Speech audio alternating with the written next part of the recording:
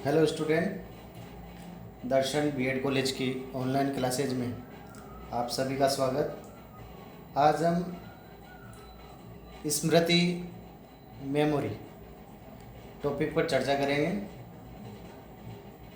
स्मृति का शिक्षा में महत्वपूर्ण स्थान है। मनोवैज्ञानिकों का मत है कि स्मृति कोई मानसिक शक्ति नहीं, अपितु एक मानसिक क्रिया है। स्मृति में मानव द्वारा सीखे गए अनुभव संग्रहित होते रहते हैं, इकट्ठे होते रहते हैं। आवश्यकता होने पर मानव इन अनुभवों का स्मरण करता है और अनेक समस्याओं का समाधान करके समायोजन करने का प्रयास करता है। मनुष्य के मन में या मनुष्य के मन को दो भागों में बांटा गया है, एक तो चेतन मन और एक अचेतन मन। जब हम किसी वस्तु को देखते हैं या कोई नवीन अनुभव सीखते हैं तो ये ज्ञानवाहक तंतुओं के द्वारा मस्तिष्क के ज्ञान केंद्र में पहुंचता है, जहाँ उसकी प्रतिमा की छाया अंकित हो जाती है। यही चेतन मन का क्षेत्र है। जो भी हम देखते हैं और उसको ग्रहण करते हैं वह हमारे चेतन मन में रहता है, पर कुछ समय के बाद ये अनुभव कहाँ चले जाते हैं, उसके अचेतन मन में पहुंच जाते हैं और इकट्ठे हो जाते हैं। आवश्यकता पड़ने पर अचेतन मन पर अंकित अनुभवों को चेतन मन में लाने की प्रक्रिया ही स्मृति कहलाती है। या यूँ कहें, पुरानी जो यादें होती हैं, उन पुरानी यादों को एक साथ हम दोबारा किसी वस्तु को देख के वापस याद आना या उनको वापस सोचकर वापस दिमाग में लाना, उन्हीं यादों में खोना, वही स्मृति है। जो बात पहले की जा चुकी है, जो बात पहले की जा चुकी है उसे ही स्मरण करना क्या कहलाता है? स्मृति कहलाता है। अपने अनुभवों को संचित रखने और उनको प्राप्त करने के कुछ समय बाद चेतना के क्षेत्र में जो पुनः लाने की जो शक्ति होती है वही स्मृति कहलाती है। स्मृति के अर्थ को और अधिक स्पष्ट समझने के लिए हम यहाँ कुछ परिभाषा लेंगे।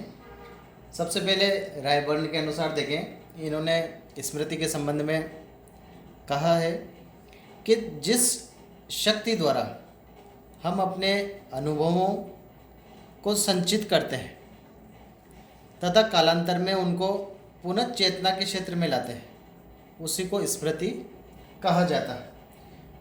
वुडवर्थ ने बहुत अच्छी परिभाषा दी है स्मृति के संबंध में। इन्होंने कहा है, पहले सीखी गई बातों को याद रखना ही स्मृति कहलाता है।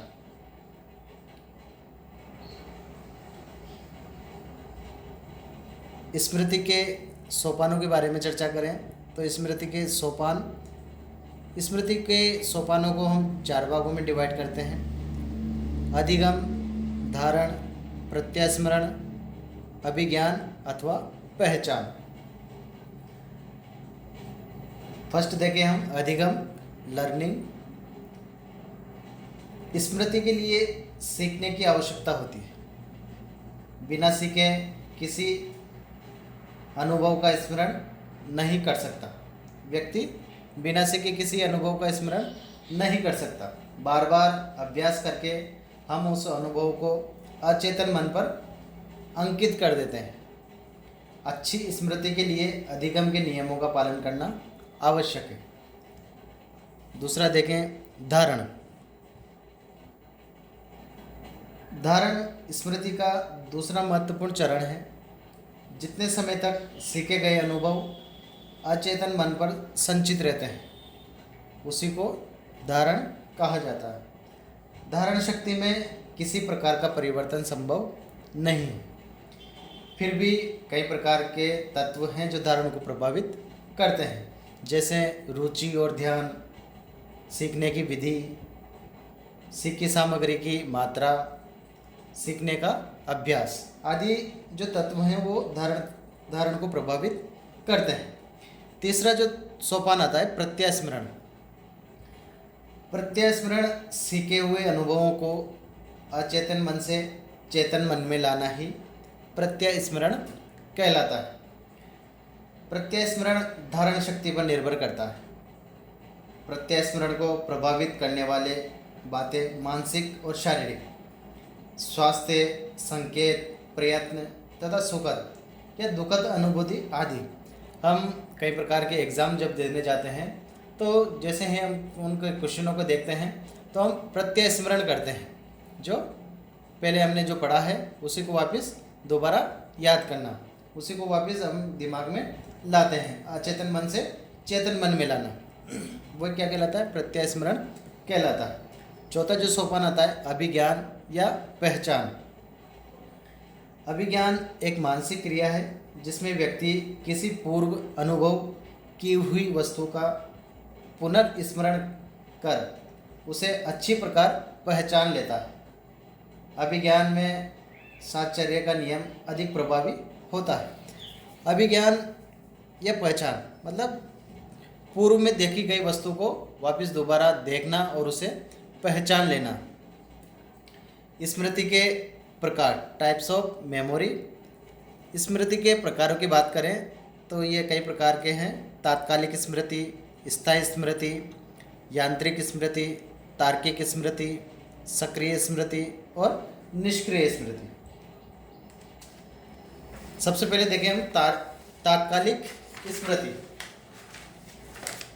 तात्कालिक स्मृति यह लघु अवधि की स्मृति है। इसमें सीखे गए अनुभवों को लंबी अवधि तक धारण नहीं किया जा सकता। दूसरी देखें स्थायी स्मृति। जब व्यक्ति सीखे गए अनुभवों को दीर्घ अवधि तक धारण रख सकता है तो इसे स्थायी स्मृति कहा जाता है, जैसे इसके नाम से ही स्पष्ट होता है। तीसरी है यांत्रिक स्मृति। जब सीखे गए अनुभवों का बिना प्रयास के स्वाभाविक रूप में प्रत्यस्मरण होता है तो यह यांत्रिक स्मृति कहलाती है।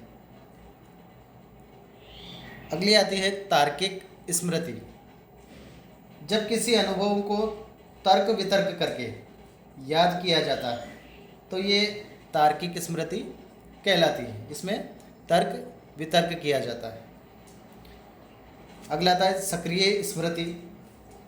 इसमें प्रयास करके जो पुराने अनुभव हैं, गत अनुभवों को याद करना सक्रिय स्मृति कहलाती है। जैसे परीक्षा भवन में छात्र द्वारा विषय वस्तु को याद करना सक्रिय स्मृति का उदाहरण है। अगली आती है निष्क्रिय स्मृति। निष्क्रिय स्मृति बिना प्रयास के जब गति अनुभवों का प्रत्यस्मरण होता है तो इसे निष्क्रिय स्मृति कहा जाता है।